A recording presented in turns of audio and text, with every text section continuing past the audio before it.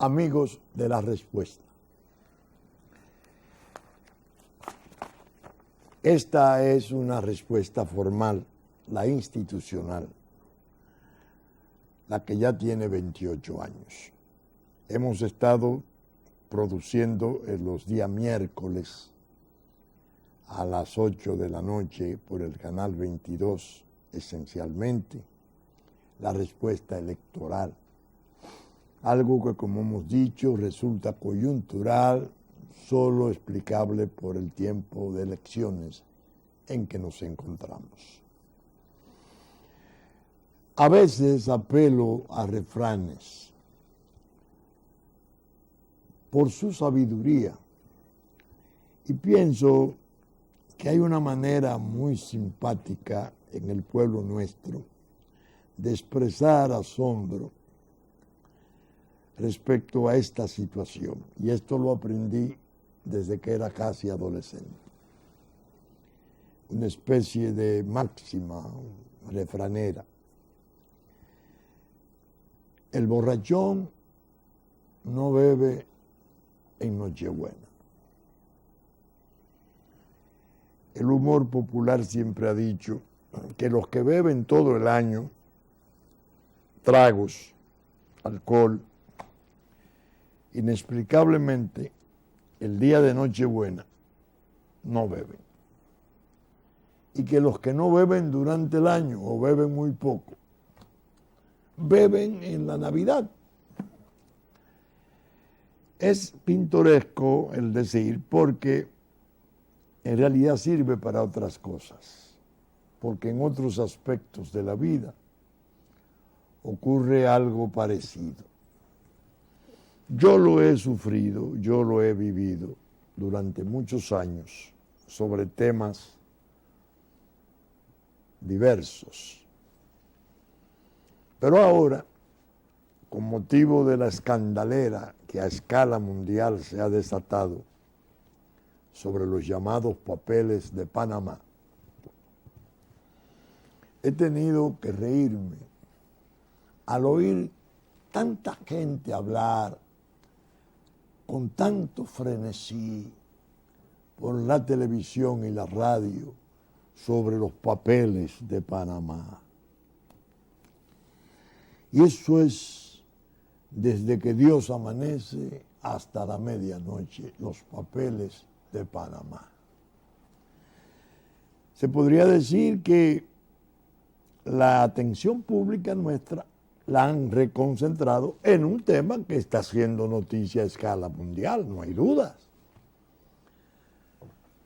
Pero me río en el sentido de que me fui a mis anaqueles en el estudio y comencé a cuantificar, a contar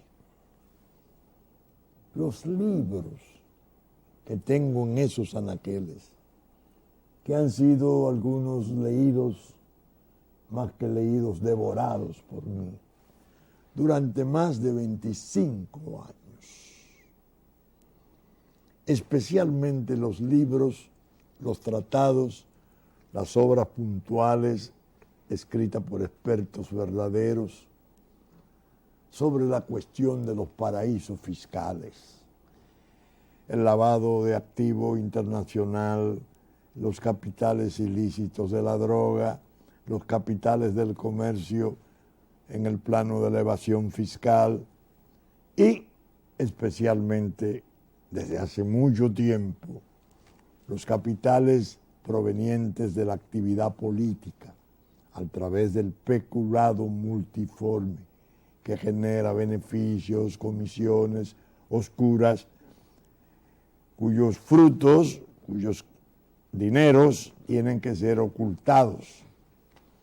Y los paraísos fiscales son los nichos de esa situación. Y me puse a recordar algo que quiero hoy traer, como he explicado tantas veces, para refrescar el conocimiento de ustedes. En una oportunidad, en un gordo de la semana que producía aquella gloria inmensa del arte nuestro, Freddy Vera Joico, yo pedí un empleo. Primera vez que pedí un empleo y lo hacía públicamente.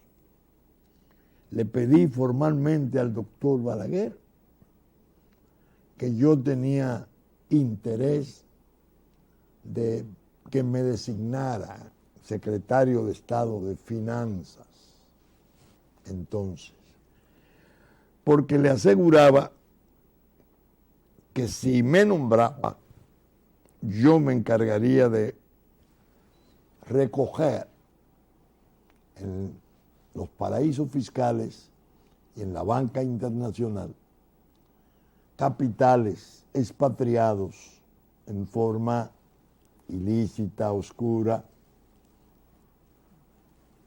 non santa, por el comercio nuestro y la industria nuestra.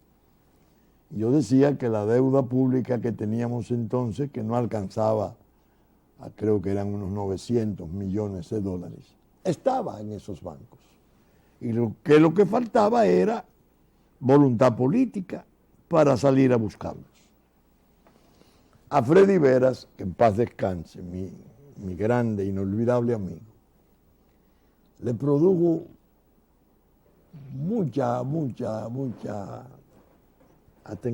generó mucha atención de él y le produjo no cierto asombro. Y se sumó al pedido. Y en varios programas del Gordo de la semana sucesiva, cuando yo no estaba, Freddy se encargaba de recordarle al presidente Balaguer la solicitud que yo le había hecho. Lo cuento como una manera pintoresca, si se quiere, de hacerle a ustedes la prueba de desde cuándo tengo yo como preocupación, o tuve yo como preocupación, la cuestión de los capitales fugados, que en aquel entonces, es preciso es decirlo, correspondían a lo que se considera técnicamente como la etnia mansa. Capitales colocados allá, excedentes de beneficios no declarados o declarados, pero que se querían poner a buen recaudo por motivaciones de tipo político, por los presagios revolucionarios de entonces, de Guerra Fría. Y el capital es siempre muy temeroso de que le toquen. Esa era una especie de expatriación en esa fase mansa. Lo traían cuando tenían necesidad, lo hacían circular en los negocios, en las importaciones. Pero ya comenzaba a ser preocupación creciente en gran parte del mundo. Y los estados de más alto desarrollo terminaron cuando era el grupo G7, antes de pasar a ser el G8 o el G20, terminaron por comenzar a confesar que les resultaba preocupante la cuestión de los paraísos fiscales. Asumieron una afirmación que había hecho Bill Clinton, presidente de los Estados Unidos, y después la refirió en su biografía, en cuanto a considerar los paraísos fiscales como el lado más oscuro de la globalización. ¿Por qué se produjo ese tipo de preocupación creciente en los centros de poder? Es obvio, el capital ilícito generado por el tráfico internacional de drogas se fue aposentando también en los paraísos fiscales. Entonces comenzaron a producirse los llamados grises, capitales que están en esos mecanismos de depósito reservado secreto, donde no se sabe cuándo termina lo lícito y cuándo empieza lo ilícito, y donde no es fácil determinar cuándo deciden matrimoniarse lo lícito con lo ilícito. El control de las mafias, que fueron sofisticando sus operaciones. He leído varias veces el informe de la Comisión Antimafia del Parlamento italiano. La recomiendo, porque esta pistolita que le ponen parece que era para sensacionalizarla en la carátula, para hacer el libro más fácil en la venta, firmado por uno de los miembros de esa comisión, Francesco Forgione, pero es un informe pesado. Quizás pensaron que si lo daban a la publicidad como informe no iba a tener el atractivo del público. Y le pusieron esa pistolita debajo de 'Ndrangheta, la mafia de la Calabria. Y ahí describen cómo esta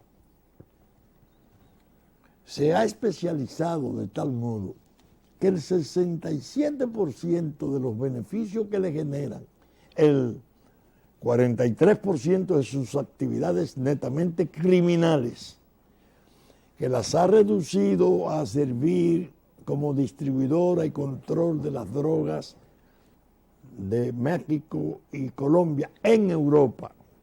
Cobra un peaje importante. Se ha hecho muy confiable para las drogas los carteles latinoamericanos. Pero que ese 67% de sus beneficios los canaliza hacia las actividades lícitas. Son capitales que van y se especializan, como he explicado otras veces, auxiliando compañías quebradas, sobre todo de construcción, participando en contratos públicos importantes a través de compañías en esas condiciones, en el campo de la energía, y así ese gris surgido de esos capitales fue creciendo como tumor y terminó o ha terminado por producir dolores de cabeza a centros de poder. No es que ellos entiendan que en Panamá, un centro financiero interoceánico con un canal donde viene Asia, el Pacífico al Atlántico, el Atlántico al Pacífico, y pasan centenares de buques con gran parte del comercio recíproco. No es que ellos crean que Panamá es la muestra máxima de eso, no, no. Ellos saben dónde están centros financieros más complicados que Panamá. En la propia Asia, Hong Kong, antes de pasar al dominio de la China continental, y no sabemos ahora cómo se desenvuelve, fue una muestra importantísima. Pero Europa tiene paraísos fiscales, Luxemburgo, Liechtenstein, Andorra. Y una de las cosas que a mí me produjo cierta compasión, porque algunos amigos, hablando conmigo del tema, se quedaban asombrados oyendo cosas que ya yo había planteado en televisión hace décadas. Por ejemplo, hay una obra, El mundo en las garras de la mafia. La escribió una periodista norteamericana que se radicó en Italia, de una importancia enorme. Era tal su importancia, repito, que durante la guerra de Vietnam ella podía reportar como reportera, tanto desde Saigón, en Vietnam del Sur, como desde Hanoi, en Vietnam del Norte. Eso implica el tipo de respeto que Clara Sterling inspiraba. Ella escribió esa obra, El mundo en manos en las garras de las mafias.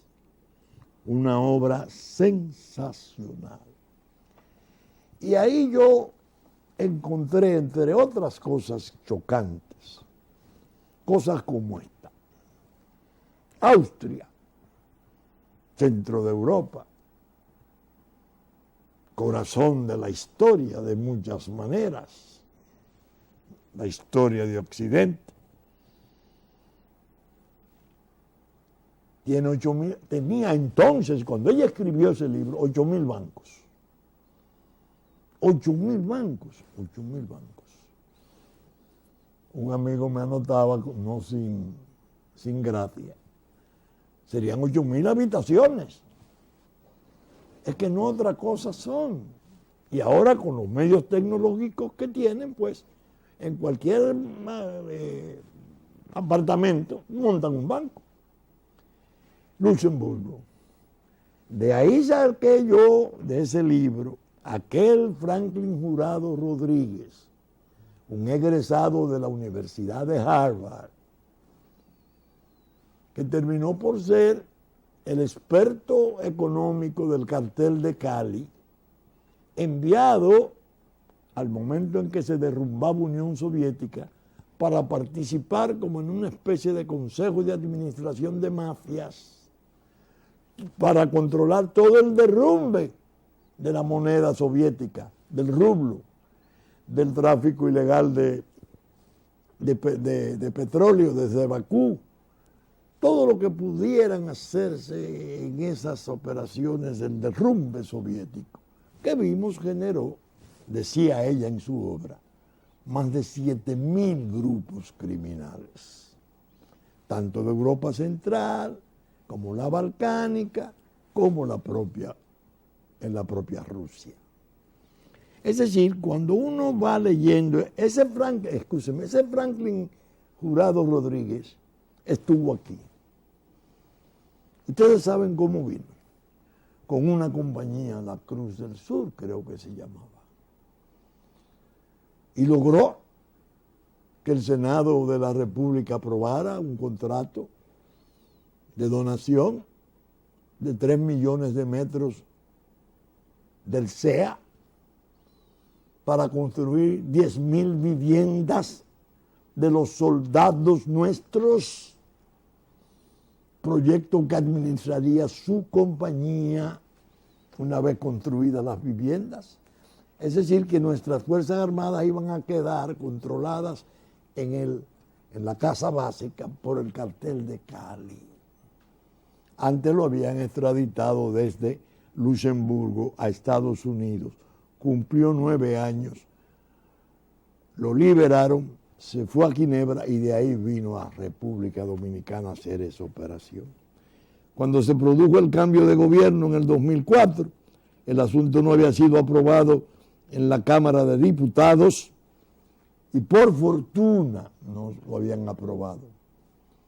Intervinimos nosotros entonces desde el área de asesoramiento de drogas y se frustró el proyecto, que incluso mereció un primer Picasso con la presencia del presidente de la República de entonces, de principios de siglo. Eso lo cuento, lo recuerdo, para que ustedes tengan una idea de todas las cosas que desde la respuesta y fuera de la respuesta y aún antes ya yo venía tratando sobre el problema de los oscuros nichos de los paraísos fiscales en las islas especialmente del Caribe, Caimán, San Vicente, San Martín, las Islas Vírgenes Británicas, Belice. Es decir, todo esto está organizado de tal modo que hay una presencia de capitales grises imponente, al grado de que ya se habla de que los paraísos fiscales en realidad lo que han resultado por ser es el recipiente del mercado negro de capitales del mundo. Mercado negro de capitales del mundo. Entonces, la primera fase, dije, era un tanto mansa, el comercio, evasión fiscal, operaciones internacionales de importación, obviar regulaciones y restricciones a las prácticas oligopólicas. Bien, se incorpora la droga vigorosa, ahí vienen los acuerdos, conviven, coexisten, se intercambian. Y ya eso ha llegado a un grado en que no es posible definir qué es una cosa y cuál es la otra. Pero se puso en boga el capital de los políticos.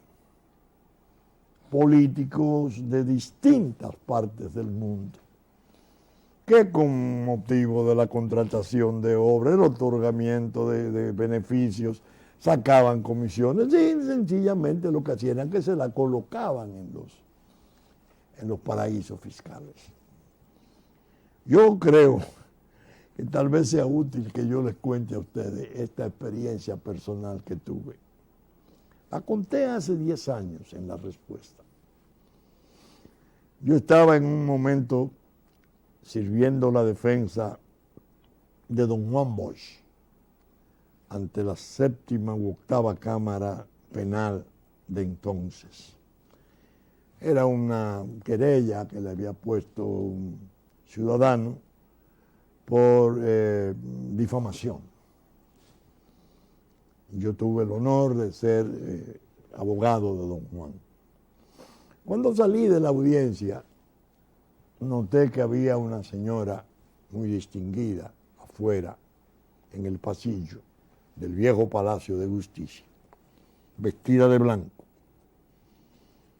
Y me dice, tengo interés de una cita con usted. Me di cuenta que era extranjera. ¿Cómo no? Con mucho gusto. Al día siguiente, esa señora fue a mi oficina. ¿Quién era? La esposa de un capo importante que estaba siendo procesado en el país por unos 600 kilos de cocaína que había traído a Romana. El hombre era importante en Colombia. Y ella me dice, mire, yo vengo de parte de mi esposo, él tiene interés de que usted le defienda. Mi esposo es fulano, tenemos este problema. Y le manda a decir que la cuestión de los honorarios es bien simple.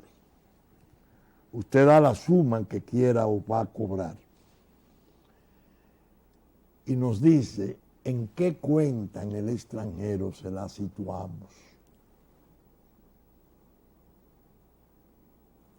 Entonces yo le digo, mire señora, lo lamento que usted esté pasando por esta situación con la cortesía de vida. Tenía que decírselo. Pero nosotros en esta oficina no defendemos casos que tengan que ver con tráfico de drogas. Por una razón sencilla. Yo soy un hombre público, yo participo en televisión, estoy en la actividad política en niveles sensitivos y tengo una posición muy crítica, muy dura frente a la cuestión del narcotráfico internacional. Y el problema de la droga entre nosotros, que siento que nos está invadiendo. Y no podría yo estar en una defensa en la mañana de un narcotraficante o de una persona acusada de narcotráfico, que fue así como le dije, y en la noche estar entonces hablando de la letalidad de ese mal y de los peligros de ese mal. Bueno, ella pareció entender. Al día siguiente, para mi sorpresa, se me apareció nuevamente. Mire, dice mi esposo que no, que él es una excepción porque él tiene tales y cuales relaciones y él no es una persona cualquiera. Bueno, que se olvide de la suma, se olvide de los ceros de la suma. Usted nada más nos tiene que dar el número de cuenta en el lugar que usted crea. Volví y le repetí los argumentos. No puedo, señora. Me quedé pensando, ¿qué perseguía el narco ofreciéndome pagar lo que yo quisiera por la defensa de ese hombre? Captarme, ponerme en condiciones. Primero, tenía que suprimir la actividad pública de censura referente a al peligro de su presencia en nuestro país. Y segundo, después tendría que ser las defensas que ellos indicaran. Pasaba a ser una especie de secuestrado profesional de ellos. Es peligrosísimo, muy peligroso para la actividad profesional, para los negocios, para todo, porque es ya un poder que no tiene límites. Se infiltró en los partidos políticos, se infiltró en la banca, se infiltró en la industria, en los comercios, en todos los negocios. Ahora mismo en nuestro país hay mafias importantes que no son los grupos criminales violentísimos de Colombia y México necesariamente, no. Esos están. Mafia de las pesadas, del tipo de Nangreta. Yo, por ejemplo, le he mostrado a esta hora Gomorra, Roberto Saviano. Este hombre tiene que permanecer todos los días, las 24 horas del día, bajo custodia de 6 hombres de protección del Estado italiano. Porque escribió esto sobre la otra droga, la de Nápoles, la camorra. Ahí yo he leído muchas veces cómo esa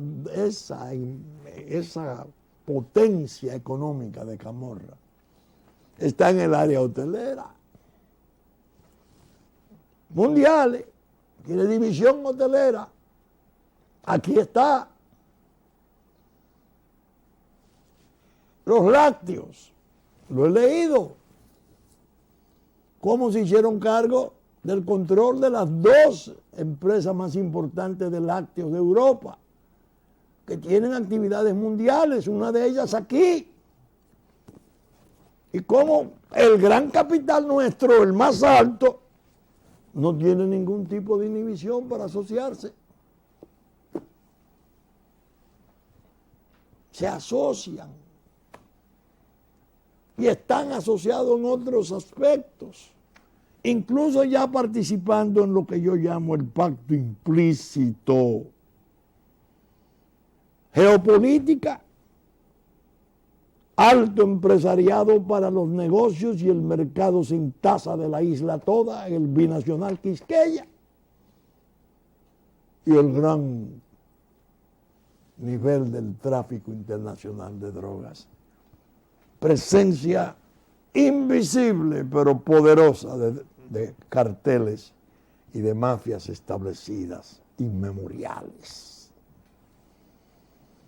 Por eso, cuando uno va, como yo dije al principio, al anaquel, y ve esos libros y se pone a recordar cosas, y yo lo dije y aquí está anotado, y coge el índice de la respuesta y ve, ay Dios, pero yo hablé de esto hace 7 años. Imagínense ustedes por qué comencé con aquello de que el borracho habitual no bebe en Nochebuena. Le puedo decir a muchos de mis amigos, cuando ustedes van, yo vengo. Ahora, ¿qué ocurre con ese escándalo enorme de Panamá? Ocurre que se produce en un momento en que hay unos objetivos, macroobjetivos de geopolítica. Rusia. Putin, es señalado, no tiene dinero en Panamá, pero algunos amigos, creo que hay un músico que es muy amigo de él, tiene dinero de depósito. Ya ha tenido que dar rueda de prensa Putin en Rusia para explicar sumas importantes en Panamá o con compañías panameñas y depósitos eventuales en distintos paraísos fiscales. ¿Por qué Rusia? Cualquiera piensa en los problemas mundiales de guerra, de Siria, la participación de Rusia en Siria, los conflictos en Ucrania, los conflictos en Crimea. Está resultando una Rusia que emerge nuevamente con esa importancia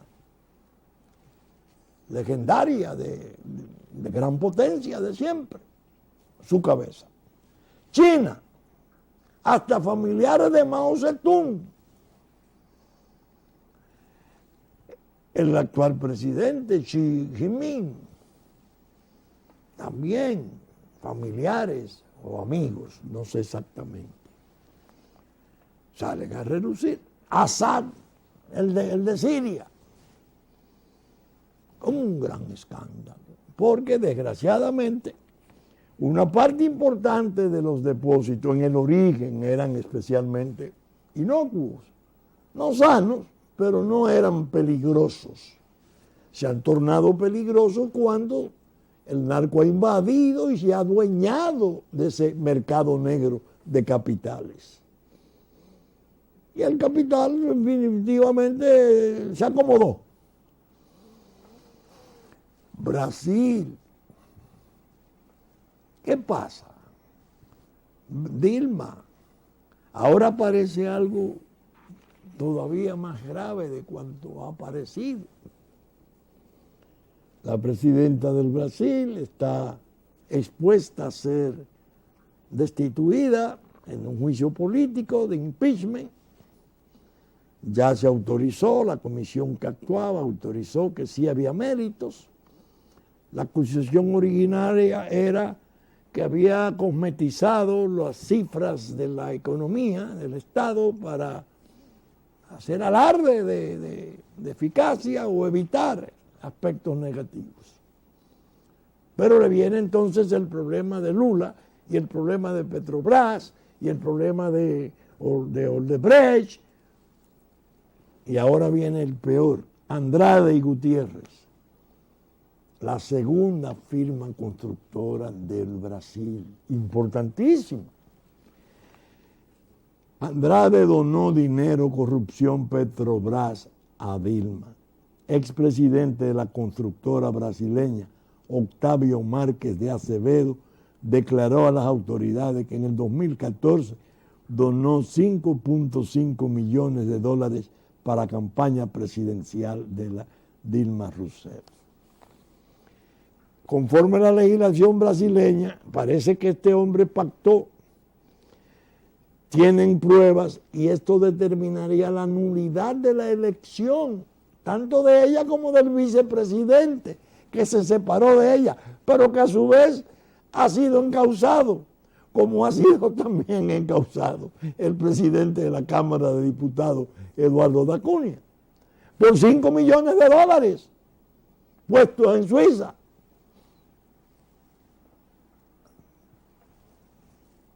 China, potencia económica del mundo, ya innegable. Rusia, emergiendo con un poder inmenso, ya de controles territoriales sensitivos y de recuperación de la gran fama histórica de la Rusia de siempre, de potencia. Brasil, el BRIC, Brasil, China, Rusia, India, África del Sur, está pasando por una tormenta. ¿De dónde le llegan estos primeros vientos? De Panamá. Ya Putin dice, esto es obra de Estados Unidos. Son sus agencias las que están actuando. Y lo que quieren es desestabilizar a Rusia. En medio de esto, andamos nosotros, que aparecemos en los papeles, los dominicanos, empresas y personas. Y eso desata una cantidad de rumores, de sospechas, de censura, porque en principio todo el que aparece ahí es en principio considerado como que ha obrado mal, que ha hecho uso de ese subterfugio de ocultación y disimulación de que sus capitales indebidos. Y especialmente señalan políticos. Es decir, que nosotros en una escala menor, así como ocurre con Brasil, tenemos el problema. En la planta clandestina, que se mantuvo durante año y medio como una posibilidad cierta, con poder presidencial, óigame, de 2.000 millones de dólares, que no pasaría por el Congreso porque lo que iba a hacer era construirse como planta de potencia para servir energía durante 25 años con la obligación del Estado de comprar esa energía. Y si no podía comprarla, comprar la planta. Pero los fondos venían de Gran Caimán. A una compañía de carpeta aquí se le da ese contrato. No se conocen quiénes están detrás de esa operación.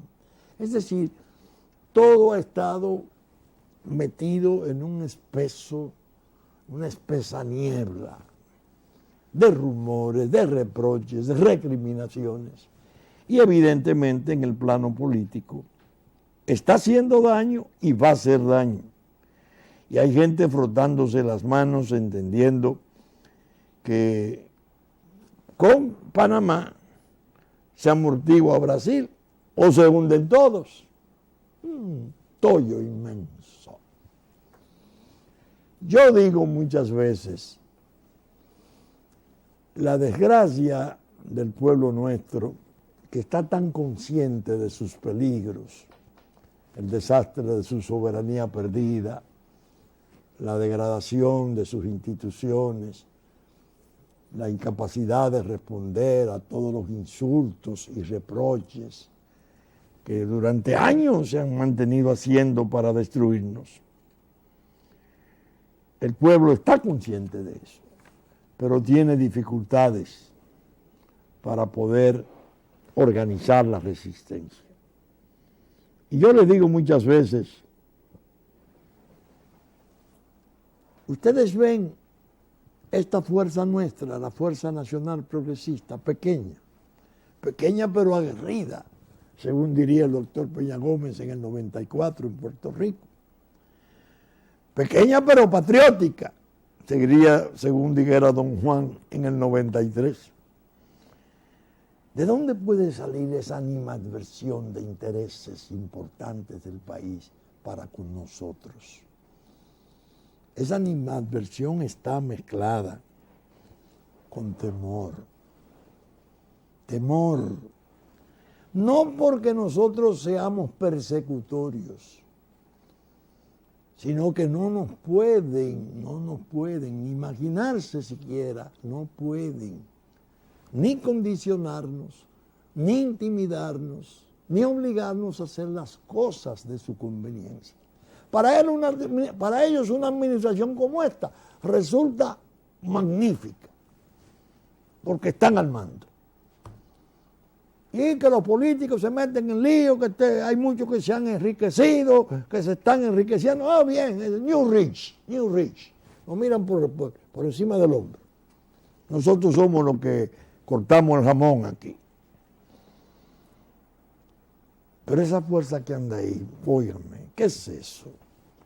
Pelegrín, pero Pelegrín fue 20 años diputado y trabajó en proyectos importantes.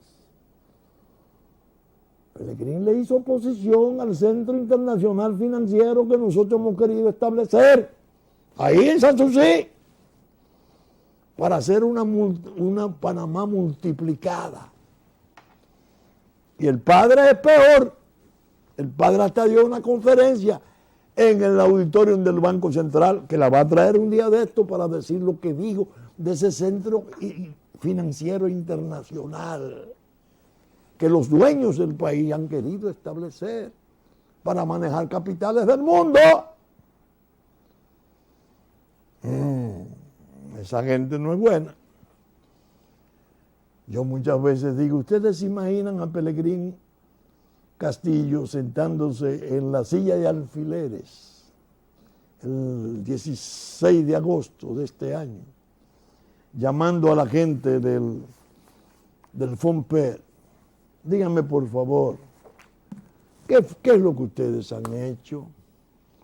Pero el gobierno de Danilo Medina, Gustavo Montalvo se encargó primero de conseguir una resolución casi de inmediato de la Comisión de Compra y Contrataciones, dejando sin efecto el contrato dádole a los abogados.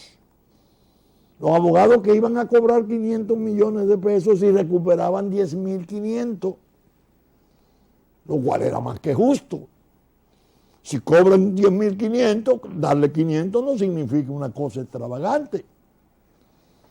Lo trataron de desacreditar por los medios y, bueno, túmbenlo. Lo tumbó Compra y Contratación. Gustavo Montalvo, el que era secretario de acta de la CREP, cuando se hizo la privatización. Pues ellos manejaron ese negocio de las concesiones a esas compañías. AES, Jaina. Ese fue el secretario de acta de CREP que leyó el acta de adjudicación de los 4 ingenios a un cartel de drogas de México. Pese a la objeción que había hecho el Consejo de Drogas, presidido por Vincho Castillo, a que se pudiera hacer esa operación. Pero además, FONPER desistió. Desistió. El Estado desistió del cobro. Y van donde Jenny Berenice y le dice, mire, este es el desistimiento, no hay más caso. Y esta muchachita valerosa que me había dicho a mí en el Salón de la Cariátide, este caso tiene abogado muy fuerte en este palacio, doctor. Yo le dije, salva tu honor y tu conciencia. Ella le responde, no, ustedes pueden retirarse como acusadores, pero yo tengo la acción pública y en movimiento. Pero está en catalepsia, está muerta. Ustedes se imaginan lo que implica para esos grupos de gran poder un presidente que le puede decir al otro día juramentarse, necesito 10.300 millones, pónganlo la manera en que lo van a pagar porque tenemos mucho apremio y no vamos a seguir buscando el dinero prestado para hacer todo cuanto tengamos que hacer. Vamos a comenzar por cobrar todo cuanto ustedes nos deben. Es el mismo Pelegrín que fue al Ministerio de Minas y examinó las concesiones petroleras. Vicini tiene concesiones de exploración petrolera hace 11 años. Sí, pero está vencida. No han hecho ninguna inversión en 10 años. Van y le piden la prórroga. Dice, ¿por qué prorrogarlo? Y le elimina la concesión petrolera. Es el Pelegrín que decía a Hertel y la embajada americana, con motivo del estado archipelágico, es muy violento, es muy exaltado. Decía la Cancillería, alguien de la Cancillería. ¿Por qué? Porque había defendido la ley de estado archipelágico que nosotros tenemos, que cuadruplica el área nuestra con la plataforma submarina. Ese no puede ser presidente. Necesitamos un muñequito o un muñecote que lo podamos más o menos narigonear. Usted viene, sí, cómo no, pero mire, el interés nuestro es este y punto. Claro, hay una parte inmensa del empresariado que no tiene esas taras, esos vicios, gente buena, de gran impulso, que tendría todas las garantías imaginables en un gobierno de Pelegrín Castillo.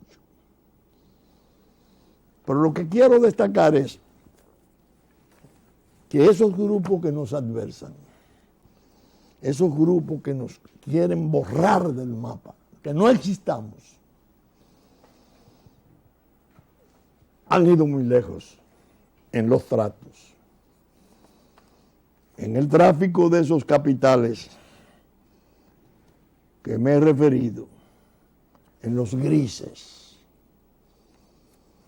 Y ahora le he prevenido mucho al gobierno. Tengan cuidado con el problema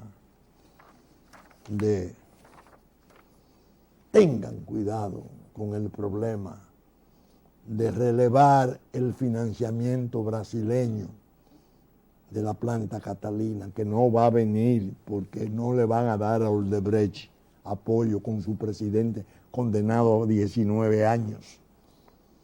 Tengan cuidado con Italia. No ahonden los trastornos nuestros, no lo hagan peores. Ahora, con motivo de estas cosas, yo no pensando en Panamá, porque como les dije, Panamá está ahí, eso es pan nuestro de cada día. Centro financiero, informalidad, falta de regulación y exigencia de la identidad en las compañías, miles de compañías, 11 millones, ¿qué 11.000? Por Dios. Pero viendo todas estas cosas así en contexto, me puse a revisar, le pedí a mi auxiliar, búsqueme todo lo relativo a Montegrande, Andrade y Gutiérrez. Andrade y Gutiérrez, que está construyendo la presa de Montegrande. Andrade y Gutiérrez fue el que acaba de confesar que le dio a la presidenta de Brasil $5 millones para la campaña, con motivo de contratos, de presas y de una nuclear, obras civiles de una nuclear. Y me puse a leer estos documentos. Le voy a confesar, me sentí orgulloso. Que es raro en mí, porque no me gusta hacer alarde del cumplimiento de deberes. ¿Cómo me opuse? Primero al intento de llevar la obra hacia adelante mediante un grado a grado que no existía. El presidente Fernández requirió mi asistencia, yo se la di, ahí están los oficios, ahí está toda la oposición. El informe técnico de una firma muy importante, de un técnico muy de gran renombre nuestro, Marcelo Jorge. Cómo nos opusimos, como personal del INDRI, valiosísimo, se opuso a que se produjeran las cosas que se produjeron. Los supuestos reducciones de precio, etcétera, fueron inexistentes. Habían preparado ventajas increíbles. En base a esta oposición se logró una reducción de $48 millones. Una valiente funcionaria del INDRI se había negado a firmar la licitación, una ingeniera valerosísima, Lourdes Marte. Todo eso está aquí escrito, oponiéndonos y advirtiendo de los peligros de las comisiones, de esa tentación que producen funcionarios, esas grandes empresas, que le basta decir, nosotros contraemos el financiamiento, no tenemos que hacer ningún tipo de diseño previo, vamos sobre la marcha construyendo, hemos construido grandes presas, trabajamos en Itaipú, nosotros vamos poniendo el valor de la obra conforme a nuestra ejecución. Y a los pueblos los sacrifican, obligándole a pagar el doble de las obras. Por eso, viendo esto de Montegrande ahora, me lo traje a la respuesta. Porque sé que van a venir aspectos sensitivos de disputas sobre cómo se ha operado aquí con motivo de esas situaciones de contratación de obras. De manera que, volviendo al principio, ven ustedes que yo tengo cierta, no tranquilidad, estoy intranquilo y apenado por el estado de cosas existente. Los peligros del Estado en agonía son inmensos. No puedo estar tranquilo. Pero en cuanto a estos aspectos, los estoy midiendo con la vara de vida. Seco, sin estridencias sensacionalistas, sin dejarme manipular por los ardides de una publicidad y de un manejo de imágenes engañoso. El que lo dirigía está preso en Brasil, lo sabemos, sacado de aquí, que era asesor permanente del gobierno, una figura importante del gobierno. No, vamos a las realidades. Lo que hay en el programa, en el panorama político nuestro, son unas elecciones al 15 de mayo. El pueblo tiene ahí la oportunidad magnífica de reprender, de castigar a estos grupos de poder que han hecho estas atrocidades. Y el pueblo tiene además, porque así lo hemos organizado, alternativa. Vengan con nosotros. Vamos a darle una sorpresa al poder y al mundo, diciéndole que aquí hay dignidad, que aquí hay decoro, que aquí hay honradez y gente comprometida con la suerte nacional, no importa los sacrificios propuestos. De manera que la respuesta formal, tratando esto, no trató el problema de las drogas y el tráfico este último de Venezuela. Lo va a dejar para el programa próximo, porque el tiempo no le iba a alcanzar para tratar con detenimiento una cosa y otra. Nosotros entendemos que en los 30 días últimos es tiempo más que suficiente para que el pueblo organice su resistencia, use el poder inmenso del voto. Ustedes, caballeros tan soberbios, tan arrogantes, tan opulentos, ustedes que han asumido todas esas actitudes predatorias de las instituciones nuestras, ustedes que nos han expuesto al gravísimo riesgo ya visto claramente de dejar de ser República Dominicana en un mediano plazo, no merecen el poder. Tenemos reservas, tenemos bríos, tenemos corrientes enérgicas de gente, de hijos e hijas de este pueblo que pueden hacer las cosas de un modo diferente. Así pues que saben ustedes que estamos saliendo por el canal 33, nuestra versión 3 del cable, nuestra versión central de domingo a las 11 de la mañana. Super canal 33, 3 del cable, que ya nos anticipó Telefuturo, canal 23, a las 8 de la mañana de domingo, que asimismo a las 10 de la mañana en Puerto Plata, Musavisión, y a las 11 de la mañana TV3, TV Plata, nos anticiparon, que asimismo Teleimpacto, a las 12 del mediodía, a las 8 de la noche de domingo, que asimismo Cinevisión, canal 19, a las 2 de la tarde de domingo, canal 19, Telenor de San Francisco de Macorís, mediodía del domingo, 6 de la tarde de domingo, y los canales de Montecristi, Higüey, Sabaneta, Romana, Canal 51, domingo a las 7 de la noche. El Canal 51 de la parte este de Santo Domingo. Que así, Diario Horizonte de New York, como Diario Digital Dominicana, que recogen nuestros contenidos. La radiodifusión a cargo de Radio Real de La Vega, en la versión central de domingo a las 11 de la mañana. Hit 92 a las 9 de la mañana para el sur de la República.